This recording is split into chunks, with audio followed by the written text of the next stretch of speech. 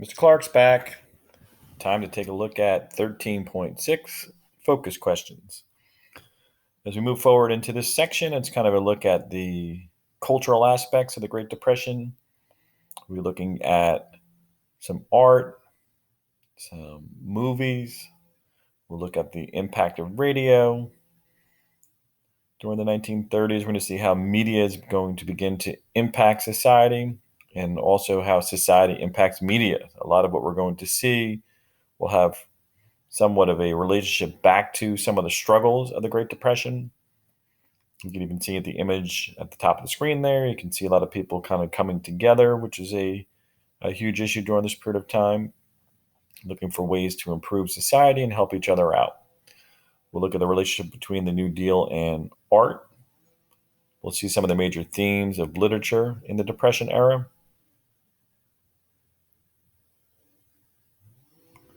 A couple that you might have heard of even before we began our studies on the Great Depression: The Wizard of Oz and War of the Worlds. These were both considered to be escapist fantasies, meaning that because people were struggling within society during the 1930s, they were looking for outlets to kind of just forget about their everyday troubles.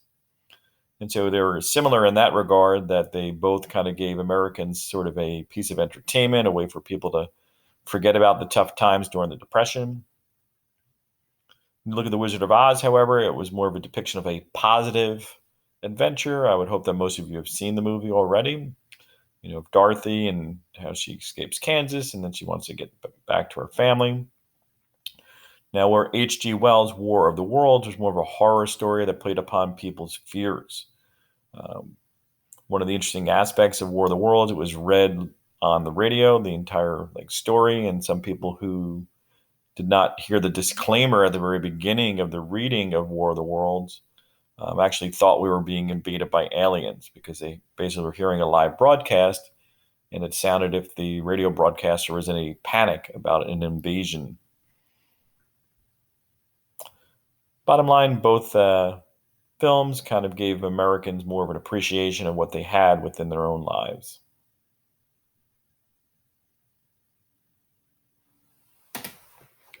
Two, how do movies in the 1930s demonstrate the public's changing view of government?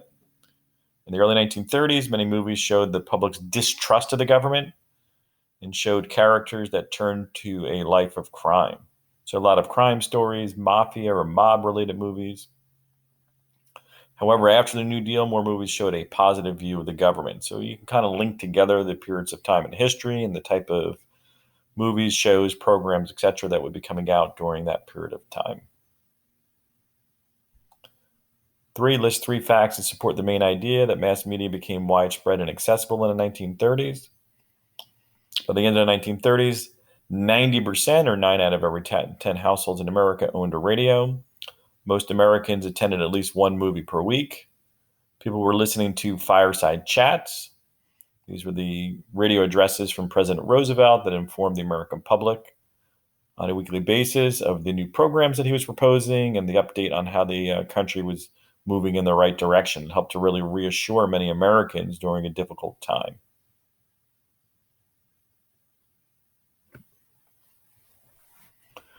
4, why did so many people watch movies and listen to the radio during the Great Depression? Once again, it comes back to that idea of an escape or an outlet, something to kind of distract you from the tough times of your daily struggles. Even if you had had a job at that point in time and you weren't unemployed, you're still a very stressful environment, seeing friends and family members who might be struggling during this period of time.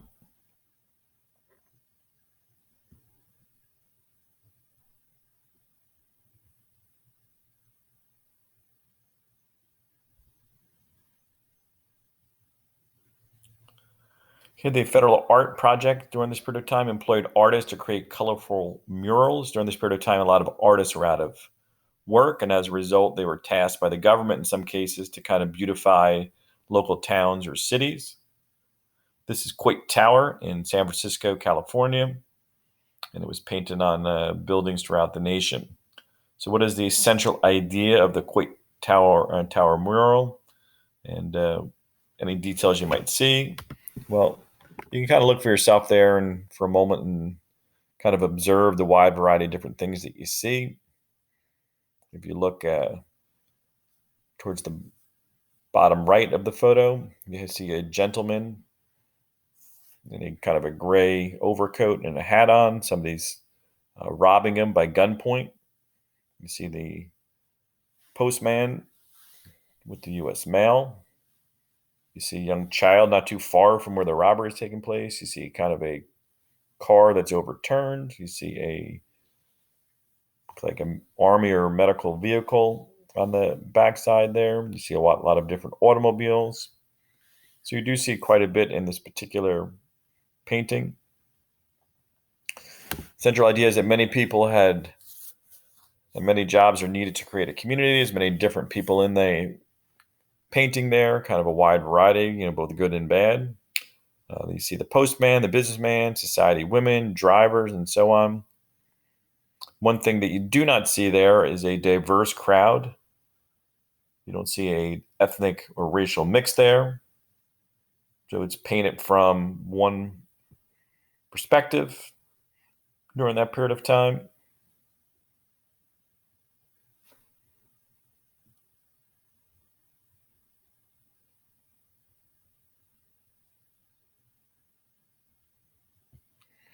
Six, why did the government help support the arts in the 1930s?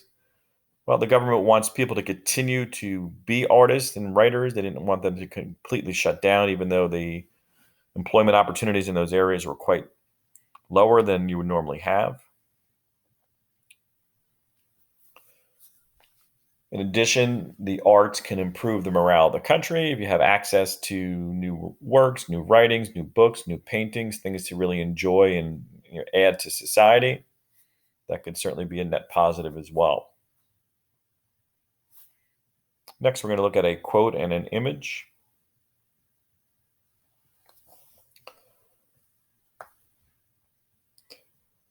Okay, this is based on Dorothea Lange's Migrant Mother, pictured here. When Dorothea took a picture that was the ultimate, she never surpassed it. She has all the suffering of mankind in her, but all the preservations too, a restraint and a strange courage. This is a quote from Roy Stryker on Dorothy Lange's Migrant Mother image. So based on the quote and the photos, did she achieve the goal of showing city people what it was like to live on farms? Well, if you look at the photograph, pretty powerful when you look at the woman's face. Kind of showed the struggle and determination of farmers who were struck by the Great Depression. So you can see the children there basically leaning on their mother. And it kind of showed the weight that a parent might have during this period of time with the suffering and the lack of food and a lot of different aspects of this very challenging period of time in American history.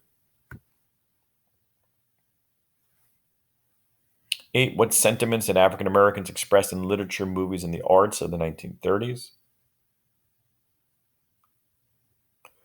African Americans focused on harsh conditions, all the struggles they had to overcome. Their communities obviously struggled even before the Great Depression because of racial issues and prejudice. But now this is just further added to their struggles with a weak and poor American economy.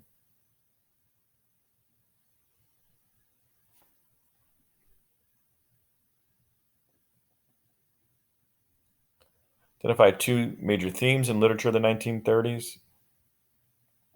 Include examples in your depiction.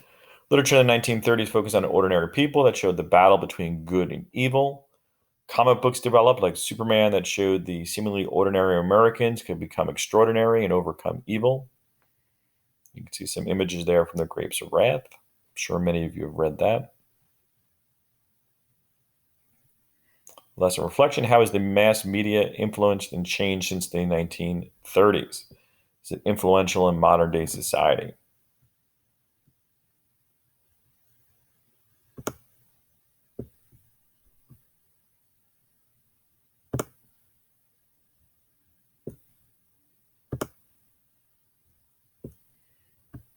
I just made the picture a little bit smaller so we can see the lesson reflection and still leave up 8 and 9 in case anybody needs to get those down. So as technologies advance within society, mass media mediums have developed. So you're in the 1970s or 80s, even in the 90s, you don't have things like Twitter and YouTube and Instagram and TikTok or whatever else you might enjoy in regard to communicating with each other. Media coverage has become more immediate since everybody has basically technology on their person that could allow for them to communicate with others. This might allow for information to spread instantaneously. There's also more competition today. Media sources are more competitive in their attempt to break stories. Media shapes opinions and has seen its impact, especially on politics, increase in recent years. I'll give you a moment or two to get that down before I wrap things up.